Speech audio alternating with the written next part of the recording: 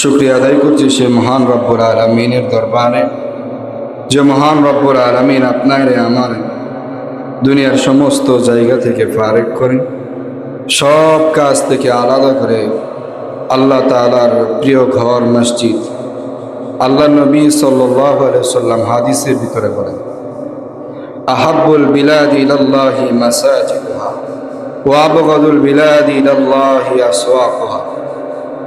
আল্লাহ নবী জানায় দিতেছেন হাদিসের ভিতরে, আল্লাহ তাআলার কাছে সবচেয়ে প্রিয় জায়গা হচ্ছে মসজিদ, সবচেয়ে প্রিয় জায়গা মসজিদ, এবং সবচেয়ে খারাপ জায়গা হলো বাজার, সবচেয়ে খারাপ জায়গা বাজার। এই জন্য আল্লাহ তাআলার ঘর, আল্লাহ তাআলার প্রিয় জায়গা মসজিদে আসার বসার এবং আপনাকে আমাকে কিছুক্ষণ আল্লাহকে ডাকার তৌফিক দান করেছেন, সেজন্য সে মহান রব্বুল আলামিনের দরবারে শুকরিয়া আদায় করি, বলি আলহামদুলিল্লাহ। আরও শুকরিয়া আদায় করি আপনাকে আমাকে আল্লাহ রব্বুল আলামিন সুস্থতা দান করছেন। কথা বলেন ঠিক? আল্লাহ রব্বুল আলামিন যদি আপনারা আমার সুস্থতা না বানাইতেন, সুস্থতা না দিতেন, তাহলে আমি আর আপনি পা দ্বারা হেঁটে হেঁটে মসজিদে আসতাম।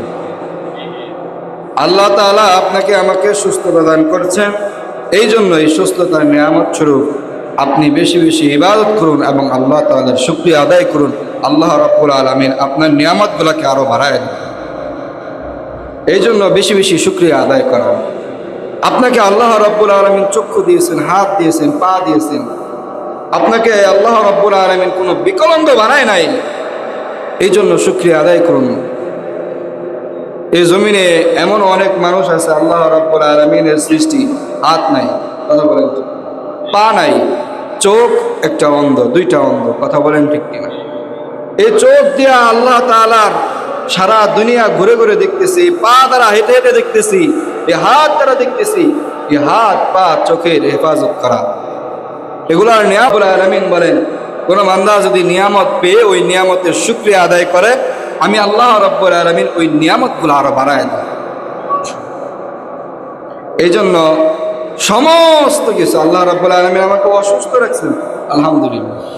আমার থেকে আরো কত মানুষ অসুস্থ হয়ে আছে, আরো গুরুতর অসুস্থ হয়ে আছে, হাসপাতালে আছে, আমার তো হাসপাতালে যাওয়া লাগে না, এই কথা বলেন। এই জন্য সর্ব অবস্থায় আল্লাহ তাআলার শুকরিয়া আদায় করা। আল্লাহ রাব্বুল আলামিনের শুকরিয়া যদি আমরা আদায় করতে পারি, আল্লাহ রাব্বুল আলামিন আপনার আমার নিয়ামতগুলো বাড়ায় দিবেন।